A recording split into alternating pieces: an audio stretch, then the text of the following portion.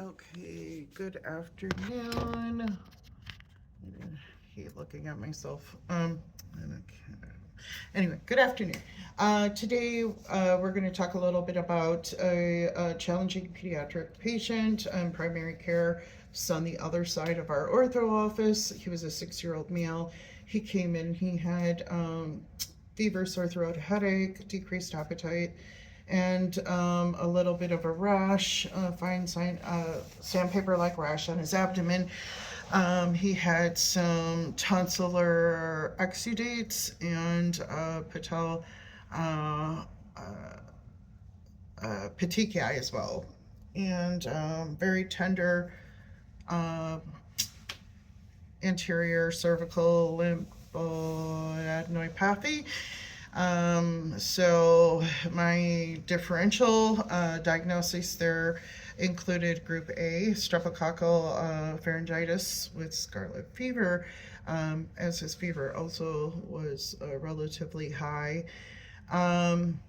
We also included infectious mononucleosis, viral pharyngitis, peritonsillar abscess, and viral illnesses like COVID and influenza in the differential diagnosis list as well.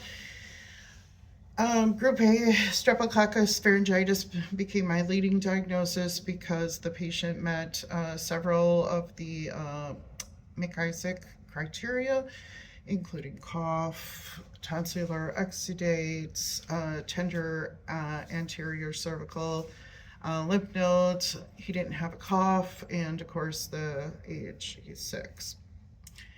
The presence of characteristic sandpaper rash also supports the scarlet fever caused by group A streptococcus. In our area, we also have a lot of folks that don't always seek rapid medical care.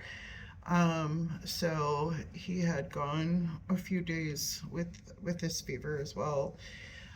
The first diagnostic procedure that we ordered was a rapid antigen detection test. That, of course, is going to provide our identification of the group A streptococcus and supporting the appropriate antibiotic stewardship, which is, of course, something that we paid close attention to, especially with children, not over-treating them with antibiotics.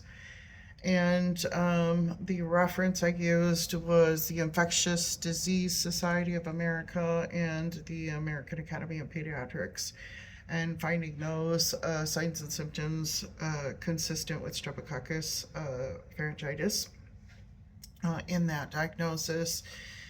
We also did a throat culture, or planned for a throat culture if that test came back, the rapid came back as negative.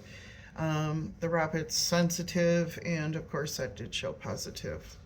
So we did not need to follow up with the culture at this time. However, I believe it is still pending. We chose not to get a CBC on him because of an unnecessary needle stick with a pediatric patient. And we knew that his presentation was pretty highly consistent with uncomplicated streptococcal pharyngitis anyway.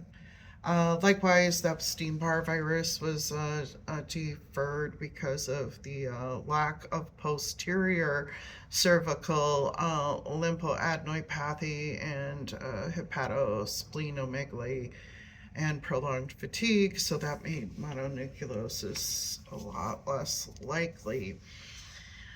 One important skill that we performed during this swab, or during this was the throat swab, the rapid antigen detection test.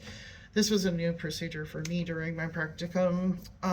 So proper specimen collection required some visualization of that posterior pharynx to avoid contamination from the tongue and cheeks, as he did have some dental caries, and adequately swabbing both tonsillar pillars and posterior pharynx.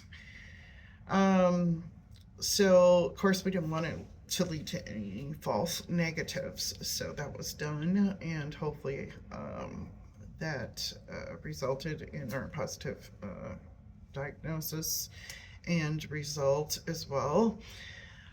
So in all, this experience strengthened my clinical judgment by emphasizing on that diagnostic testing and making sure that I'm guiding my diagnoses with evidence-based criteria and evidence-based practice. And it also reinforced the importance of making specimen collection techniques to accurately make sure that we are getting correct diagnostic results and improve our patient outcomes. Okay, thank you so much.